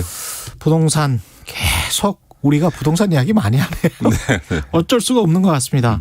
방금 전에 이제 김병욱 의원 같은 경우 재산세 그 위에 상단이 너무 그 좁게 돼 있으니까 그거를 뭐 지금 부동산 가격이 많이 올랐으니 쭉쭉 높여서 12억, 15억 구간도 만들고 20억 구간도 만들고 뭐 30억 구간도 만들고 그렇게 하자.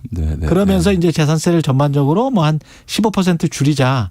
이런 이야기인 것 같아요. 네. 그리고 이제 종부세 완화 이야기도 좀 나오고 있고. 예. 뭐 김병욱 의원 지역구가 분당이니까 심정이 이해가 되고요. 정자동 쪽입니다. 뭐 그쪽이 아파트 가격 좋아요. 예. 네. 늘 개혁을 얘기하던 저 정청래 의원도 재산세 낮추자라고 하는 건 마포구가 지역구니까 역시 지역구의 이해관계로부터는 마용성 의원들이 자유롭지 않은 건데요. 예.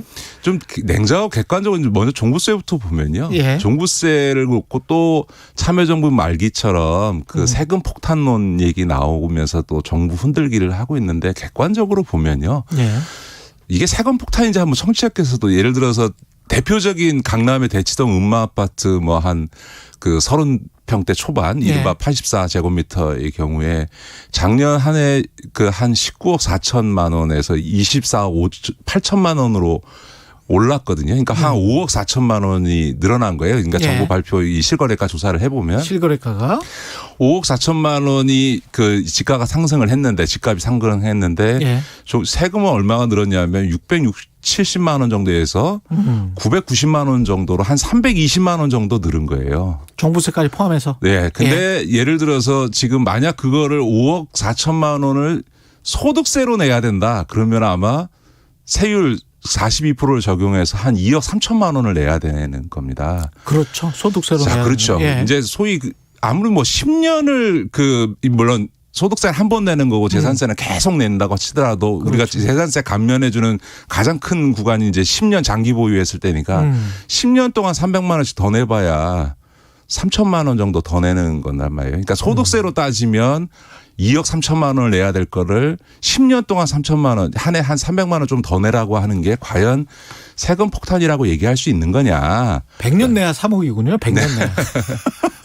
한 5억 올랐는데. 네네. 예. 그러니까 재산세만 해도 그렇습니다. 예를 들어서 한 9억짜리 집이라 그러면 얼마냐 실제로는 그러니까 공시가 현실화율이 한 70% 정도 되고요. 거기다가 시장 공정가격 비율 해가지고 한 9억짜리 집이면 과세 기준은 한 3억 한 8천 정도 됩니다. 그래서 내는 재산세라고 하는 게 한 88만 원 정도 되거든요. 예.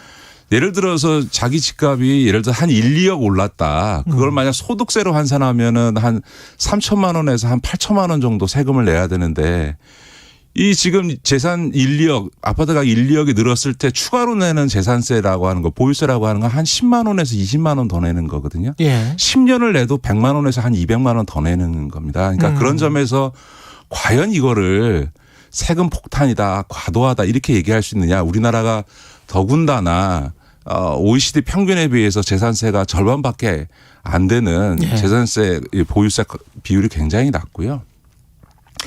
무엇보다 제가 좀 말씀드리고 싶은 거는 우리 사회가 양극화 문제를 얘기를 많이 하는데 양극화 중에서 지금 소득 양극화도 심각하지만 더 심각한 거는 자산 양극화고요. 예. 문제는 이 자산 양극화가 소득 양극화를 더 심화시킵니다. 왜냐하면 금융자산이나 부동산 자산에 생기는 이익이 소득으로 전환되면서 소득의 격차를 더 벌리고 있는 예. 상태거든요. 그러니까 문재인 정부나 앞으로 다음 정부도요. 보유세는 계속 강화해서 이 자산 양극화에 대처를 해줘야 되는 게 맞는 거죠. 저는 그런 점에서 지금의 보유세 강화 정책은 우리 사회 현실로 보면 맞는 방향이다. 이 점은 분명히 해야 된다는 거죠. 부동산 가격이 이렇게 높아진 상황에서 만약에 다음 정부가 정권이 바뀐다면 네네네. 그렇게 해서 보유세를 뭐 대폭 인하하겠다고 하면 그때 민심의 저항도 또 제가 보기에는 만만치 않을 것 같아요. 네네. 이게 예. 지금은 이제 무엇보다 지금 이제 정부가 종부세나 이런 부분에서 물론 검토할 여지가 없는 건 아닙니다. 예를 들어서 지금 9억이라고 하는 기준이 2009년도에 만들어진 기준이니까 13년 동안 그대로 있다라는 점에서는 예. 앞으로 그 종부세 기준을 일부 점진적으로 상향해 갈 수는 있는 건데요. 지금 과연 지금 당장 그렇게 해야 될 거냐. 왜냐하면 이 정부가 취한 소위 보유세 강화 정책에 실현되는 게 올해 6월부터 적용이 되는 거거든요. 그러니까 예. 한번 세제를 개편해 놓고 시행도 해보기도 전에 고치자는 게 이게 말이 되냐 이런 점이 있는 거죠. 공시가가 이제 급속하게 현실화돼서 네네. 그래서 이제 재산세가 더 늘어나는 측면도 있다고 보고 공시가 현실화율을 조금씩 늦추자. 뭐 아니면 동결시키자 뭐 이런 주장도 나오고 있는 것 같은데 어떻게 생각하세요? 예, 공시가가 이제 작년에 거의 한 19% 정도 예. 올라갔다고 해요. 근데 이건 두 가지 요인이 다 있거든요. 예. 공시지가의 현실화율을 끌어올린 것도 있지만 가장 직접적인 원인은 작년에 집값이 너무 급등했기 때문에 예. 생긴 거거든요. 근데 예. 집값이 급등하고 있는데 예를 들어서 공시지가 현실화율을 낮추게 되면 시가와 공시지가 간의 괴리가 더 심화되겠죠. 그러면 세금 정책 자체가 굉장히 왜곡되기 때문에 오히려 집값이 이렇게 급등하면 급등할수록 시가에 맞춰서 공시지가를 신속하게 올려줘야만 시가와 공시지가 간의 이 괴리를 막을 수 있다는 점에서 저는 공시지가 현실화의 속도나 현실화율을 늦추는 것은 오히려 시장의 왜곡 혹은 세금 정책, 세제나 세정에 있어서의 왜곡을 낳는 중요한 원인이기 때문에 바람직하지 않다 이렇게 봅니다. 게다가 이제 전국 주택으로 계산을 해보면 공식 그 가격이 시가가 별로 안 오른 지역 같은 경우에는 그걸 그대로 그쪽은 그냥 공시가 그 정도만큼 올리고 공시가가 급등한 시가가 급등한 강남 지역 같은 경우는 만약에 공시가를 조정을 해준다면 그러면 다른 구들 또는 다른 지역들 지방에 있는 다른 지역들 같은 경우는 역차별 받는 거죠. 역차별 받는 거잖아요. 그렇죠. 네. 그러니까 사실은 이 공시지가 문제가 되는 데는 아파트 가격이 뛴 데만 문제가 되는 거거든요. 그러면 그렇죠. 지방에서 아파트 갖고 있어봐야 집값 하나도 안 뛰고 있는 사람들 보면 복장 터지는 얘기인 거죠. 저는 그렇죠. 이제 이 재산세 뭐 종부세를 넣고 세금 폭탄 얘기하는데 저도 집이 없습니다만 전 국민의 43%가 무주택자고요. 서울은 51%가 무주택자입니다. 이런 분들한테는 솔직히 저녁에 소주 한 잔 먹으면서 나도 종부세 대상 한번 좀 돼보자. 나도 재산세 한번 좀 내보고 싶다. 그럼요. 이런 분들한테는 세금 폭탄이라는 얘기가 말도 안 되는 얘기거든요. 그러니까 결국은 일부 그 아파트 가격이 폭등한 지역에서 불만이 터져 나오는 거고 나머지 조금씩 오르신 분들 많은 서울은 많이 올랐으니까. 그렇죠. 근데 그분들의 재산세 부담이라는 건 아까도 말씀드렸던 것처럼 불과 몇십만 원 정도 수준에 불과하다는 거죠. 청취자 KT 주님은 그동안 보유세가 너무 적어서 주택 사재기들이 많았잖아요. 이렇게 지적을 해 주셨는데요. 대출 규제 관련 정책도 좀 살펴보면 실소유자에 대한 LTV, DTI 우대 비율을 좀 높이자. 이거는 이제 송영길 대표의 주장인데 어떻게 보십니까? 전 취지는 이해합니다만 정책이라고 하는 걸 좀 전문적으로 좀 검토하고 또 검토하게 해서 좀 보고받고 얘기를 해 주셨으면 좋겠다 이런 말씀을 드리고 싶은데 왜 그러냐 하면요.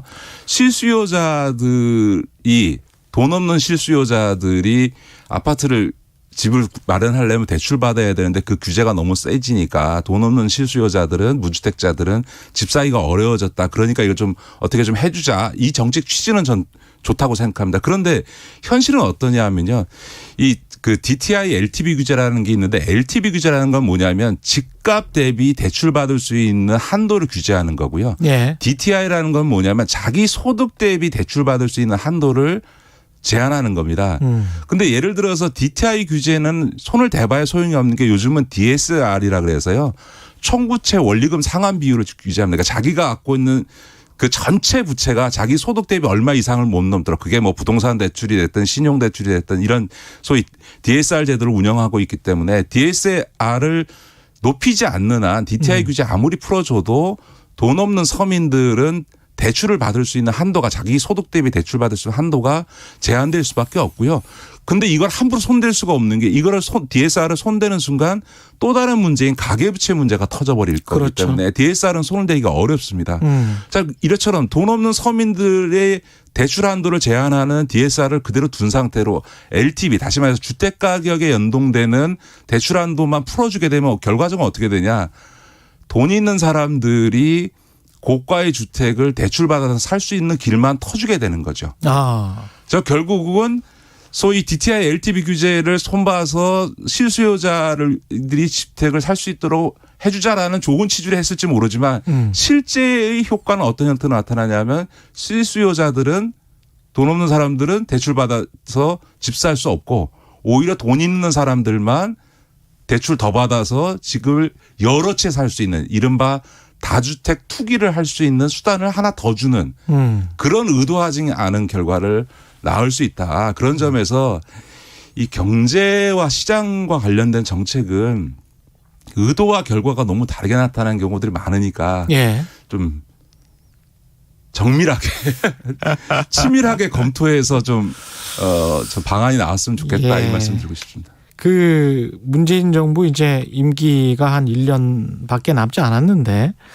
앞으로의 부동산 정책은 어떻게 해야 될 것 같습니까? 그러면 저는 그 문재인 정부의 가장 큰 그 실책은 부동산을 잡을 수 있다. 잡겠다고 한 거라고 생각합니다. 사실은 지금 주택이라고 하는 게 한쪽에서는 주거 정책이지만 주거와 관련된 문제 또 한 측면에서는 자산을 운영하고 그렇죠. 또 자산 수익을 얻어내는 수단이 되고 있는 측면이 있거든요. 그런데 예. 이렇게 넘쳐나는 유동성이 몇백 조가 돌아다니는 상황에서 저금리 구조하에서 사실은 이 자산 운용 소득을 얻으려고 하는 이 거대한 몇백 조의 자금을 놓고 생각하면 집값을 잡기가 어려웠던 건데 예. 이걸 잡겠다고 해놓으니까 사실은 소위 무능 프레임에 들어가야 되는 거죠. 당연히 집값을 못 잡았으니까 무능한 꼴이 된 거죠. 앞으로도 저는 집값을 잡는 문제는 정부의 정책만으로 될 수 있는 일이 아니다. 시장의 상황과 여러 가지 경제 여건 속에 결과되는 거니까 그건 예. 좀 아닌 것 같고요. 예.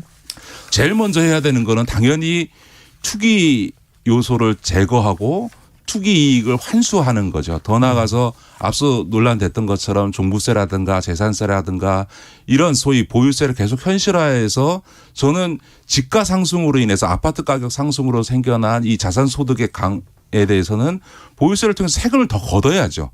집값을 잡겠다 이렇게 나서지 말고 집값이 오른 만큼에 대해서 세금을 걷고 그 돈으로 서민들의 주거 문제를 해결해 주는 재정 자금으로 적극적으로 써야 된다. 그럼 그 방향은 어디냐? 다시 말해서 서민들이 잘 마음 편히 살 수 있는 양질의 공공임대주택을 예. 대규모로 공급하되 그것도 세대별로 맞게 10평대, 20평대 또 40대 이상들은 30평대 이상의 장기 공공임대주택을 양질로 제공해 주는 방식으로 서민 주거 문제를 해결하고요. 예. 청년들 이야기를 많이 합니다만 청년들한테 거액의 대출이 일시에 받아서 집을 살 수 있게 해준다는 거는 굉장히 위험한 발상이고요. 청년들한테는 장기 모기지를 통해서 30년에 걸쳐서 원리금을 계속 상환해 가면서 주택을 마련할 수 있는 장기 모기지를 해줘야 되고요. 노년들은 은퇴했는데 무슨 어떻게 세금 내냐 이런 얘기들 많이 하는데요. 지금 문제가 되는 거는 우리나라 노인들 중에 70대가 우리나라 전 세대 중에서 가장 많은 주택을 갖고 있고요. 예. 80대만 하더라도 30%가 넘는 주택을 가지고 있습니다. 그러니까 이 주택을 주택연금으로 소위 영모기지로 가입해서 맞습니다. 이걸 갖고 예. 생활도 하고 세금도 내게 해주면 되는데 핵심은 이 주택연금의 가입 자격이 지금 9억으로 제한되어 있는데 이 9억을 10억, 15억으로 늘려줘서 소위 집 하나만 갖고 있는 고가주택 은퇴자들이 종부세를 낮춰주는 게 아니라 주택연금 가입 자격을 주어서 이분들이 주택연금을 통해서 문제를 해결할 수 있도록 예. 길을 터주는 게 맞다. 저는 그렇게 봅니다. 그게 소비 진작이나 경제 활성화에도 오히려 도움이 될 것 같습니다. 예. 아, 시간이 좀 부족하네요. 다른 거 다 물어봐야 되는데. 네. 말씀 감사하고요. 지금까지 김기식 더 미래연구소 소장이었습니다. 고맙습니다. 네, 고맙습니다. 청취자 8914님, 집으로 돈 버는 신화를 깨야 합니다. 이렇게 말씀하셨고요. KBS 1라디오 최경영의 최강시사 듣고 계신 지금 시각은 8시 45분입니다. 이 시각 교통 상황입니다. 호남고속도로 지선 논산 방향으로 양촌 하이패스 나들목 부근과 중부 내륙고속도로 지선 창원 방향으로 유천 하이패스 나들목 부근에서 사고 여파로 밀리고 있습니다. 수도권 제일순환고속도로 구리에서 판교 방향으로는 구리에서 하남분기점까지 정체고요. 송파 부근 사고 처리 끝났고요. 서안암부터 7km 구간 막힙니다. 서양고속도로 목포 방향은 용담터널에서 8탄 분기점까지 정체고요. 서울시내 올림픽대로 하남 방향으로 행주대교부터 영동대교까지 밀립니다. KBS 교통정보센터에서 이승미였습니다. 최경영의 최강시사는 여러분과 함께합니다. 짧은 문자 50원, 긴 문자 100원이 드는 샵 9730. 어플 콩과 유튜브는 무료로 참여하실 수 있습니다. 네, 코로나19 확진자 숫자 500명, 600명대 좀처럼 줄지는 않고 있는 상황이고요. 백신 접종률은 계속 높여나가야 되겠죠. 그런데 백신을 계속 맞아야 된다. 그리고 이제 해마다 맞아야 된다. 집단 면역은 불가능한 게 아니냐. 계속 이 바이러스와 함께 살 수밖에 없는 것 아니냐. 이런 이야기도 좀 나오고 있습니다. 현 상황 어떻게 봐야 할지 가천대학교 길병원 감염내과의 엄중식 교수님 연결돼 있습니다. 안녕하세요. 네, 안녕하십니까. 예. 지금 확진자들의 어떤 확장세 이거는 어떻게 보십니까? 네, 가장 우려했던 것이 폭발적인 환자 증가. 그러니까 하루에 평균 환자가 한 1,000명, 2,000명 이렇게 나오는 그런 상황을 가장 우려했었는데 예. 비교적 이 감염 취약시설, 요양원이나 요양병원 같은 데서의 백신 접종이 아주 초기에 잘 이루어지면서 큰 클러스터가 형성이 안 되는 그런 상황이 벌어지고 그러다 보니까 확진자가 많이 늘기는 했지만 안정적으로 유지가 되고 있고 한두 주 더 봐야 되겠지만 정점이 살짝 꺾이는 게 아닌가 하는 생각이 들 정도의 완만한 그런 그 증가세 내지는 감소세를 지금 보이고 있는 그런 상황입니다. 다행이네요. 만약에 상반기에 정부 목표대로 뭐 한 1,300명 1,300만 명 1차 접종 끝내고 나면 그때는 거리 두기 단계를 좀 완화할 수도 있습니까? 일단은 상반기의 접종 대상이 고위험군 위주입니다. 그러니까 지역사회에서 살고 계시는 고위험군도 접종을 충분한 수준 이상 접종을 하고 나면은 아무래도 그 위중증 환자의 발생이나 사망자 발생이 더 줄어들 가능성이 있고 그러다 보면은 거리두기 단계의 완화를 검토할 수 있는 그런 계기가 될 수는 있는데 그렇다고 해서 거리두기 단계를 급격하게 이렇게 풀 수 있는 그런 상황은 아니라고 생각합니다. 그런 상황은 아니다. 이 관련해서 이제 집단 면역이 우리가 초기에는 뭐 60% 70% 사람들이 다 맞고 나면 그러면 집단 면역이 형성될 수 있을 것이다 이런 이야기를 했는데 최근에 뉴욕타임즈가 전문가들 견해를 빌려서 미국의 집단 면역이 어렵다고 했거든요. 이게 어떤 의미인가요? 근데 미국의 경우에는 이제 백신 접종을 희망하는 분들의 그 비율이 워낙 좀 낮습니다. 우리보다 그러다 보니까 그 전체적으로 그 감염의 유행으로 인해서 항체를 획득하는 국민들하고 그다음 백신 접종을 통해서 이 항체를 획득을 해서 면역을 얻는 이런 분들의 합이 70-80% 이상이 돼야 되는데 백신 접종률이 낮다 보니까 좀 그 더디게 가는 그런 어려움을 겪고 있는 상황이고요. 근데 지금 그 무엇보다도 좀 중요한 게 집단 면역의 목표가 뭐냐라는 것과 관련해서 조금 혼돈이 있는 것 같습니다. 그러니까 집단 면역의 목표는 이 거리두기를 종식시킬 수 있는 그러니까 코로나19가 완전히 이제 없어지는 그런 의미를 목표로 하는 게 아닙니다. 그러니까 집단 면역을 우리가 이루려고 하는 목표는 이유는 뭐냐면 이런 백신 접종이나 이런 것들을 통해서 충분히 이 항체가 생긴 사람들이 많이 모여서 면역 집단이 형성이 되면 사실 거리두기와 같은 물리적인 그런 그 다른 대응을 하지 않아도 확진자가 많이 늘어나지 않는 그런 상황을 목표로 하는 겁니다. 그러니까 사실은 코로나19의 종식을 집단 면역하고 동일한 개념으로 받아들이시면은 좀 오해가 있다 이렇게 먼저 말씀을 드리고 싶습니다. 그러면 결국은 여기에서 지금 교수님이 말씀하신 집단 면역이라는 거는 통제할 수 있는 정도의 수준 그런 거를 말하는 건가요? 그렇죠. 그러니까 우리나라 전체 거리두기는 계속하고 우리나라 전체 인구의 한 70-80%가 충분히 접종을 하게 되면은 아주 큰 유행이 발생하지 않고 굉장히 안정적인 확진자 수가 일정하게 나오는 그런 상황을 만들 수가 있습니다. 특히 이제 거리두기 단계를 충분히 완화를 했음에도 불구하고 그렇게 안정적인 상황을 만들 수 있는 환경을 만들고 그 가운데서 고위험군들을 계속해서 지속적으로 보호할 수 있는 환경 그런 환경을 만들 수 있는 상황을 집단 면역의 목표라고 보시면 될 것 같습니다. 변이 바이러스 이야기를 많이 하는데 이게 위험성이 어느 정도인가요? 감염력이랄지 치명률이랄지 이런 게. 치명률은 크게 차이가 나는 것 같지는 않습니다. 아직까지는. 그런데 이 변이 바이러스들의 가장 무서운 점은 전파력이 점점 강해진다는 겁니다. 그러다 보니까 워낙 빠르게 많은 사람들에게 감염을 일으키다 보니까 일정한 그 비슷한 치명률을 보이더라도 100만 명이 감염됐을 때의 사망자 수와 1000만 명이 감염됐을 때의 사망자 수는 완전히 달라지는 거지 않습니까? 10배 이상 차이가 나게 되는 거니까 치명률보다는 전파력이 강해서 많은 사람들이 감염된다는 점 그리고 또 하나는 이런 변이 바이러스가 나올 때마다 이 기존에 개발한 백신이나 또는 이제 항체 치료제 같은 것들의 효과가 떨어질 수밖에 없다라는 점이 상황을 더 어렵게 만드는 부분이라고 생각을 하고 있습니다. 백신 수급과 관련해서는 걱정을 하지 않아도 될까요? 어떻게 보세요? 그러니까 이게 우리가 백신의 개발과 생산을 이것도 나눠서 생각을 하셔야 되는데요. 예. 백신의 개발은 우리가 원하는 것보다 훨씬 빠르게 잘 이루어졌습니다. 그렇지만 이런 개발된 백신을 전 세계의 인구들이 접종할 수 있을 정도로 양산 체계를 갖추는 문제는 간단하지도 않고 짧은 시간에 될 수도 없습니다. 그렇기 때문에 이 몇몇 나라 백신을 개발하고 생산을 모두 하는 나라를 일부를 빼고는 상반기 동안은 전 세계 국가의 상당 숫자들이 공급의 문제를 겪을 수밖에 없는데 우리나라도 예외는 아닌 상황이고요. 예. 그렇지만 이 계약된 대로 백신의 도입이 안정적으로 된다면 큰 불편함을 느낄 정도의 공급 부족은 없을 거라고 예상을 하고 있습니다.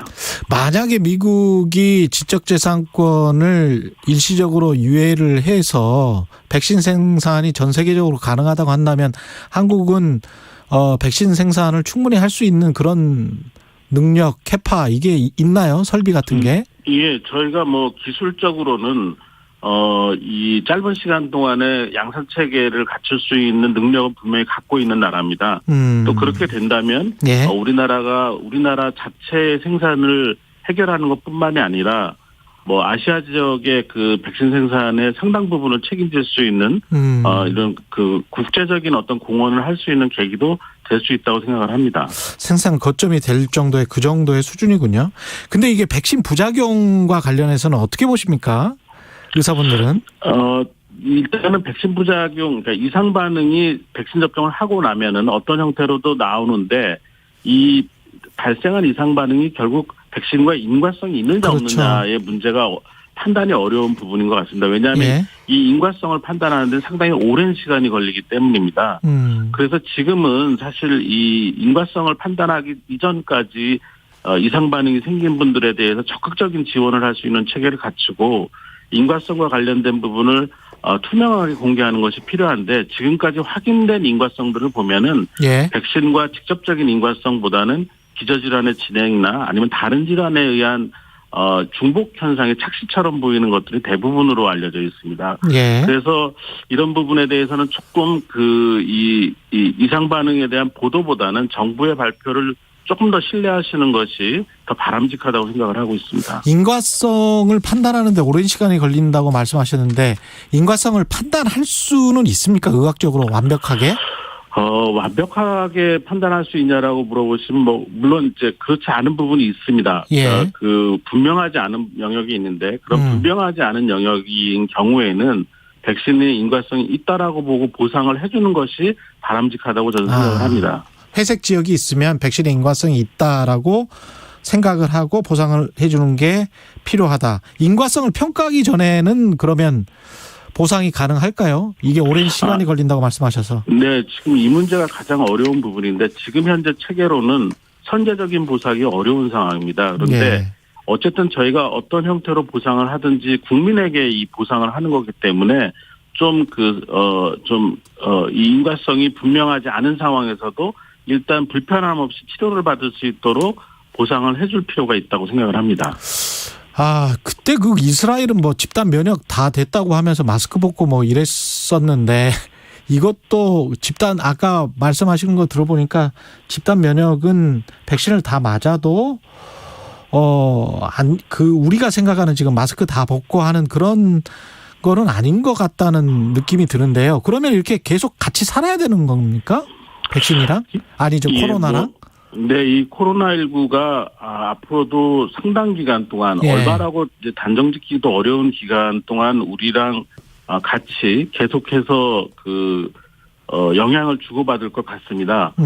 그런 과정에서 저희가 이 거리두기 단계라든지 개인 방역 수칙 같은 것들을 언제 풀 수 있느냐는 결국 백신 접종을 충분히 한 다음에 우리나라의 유행 상황에 따른 결정이 필요합니다. 그러니까 일단은 전제 조건, 백신 접종을 충분히 해야 된다는 전제 조건을 예.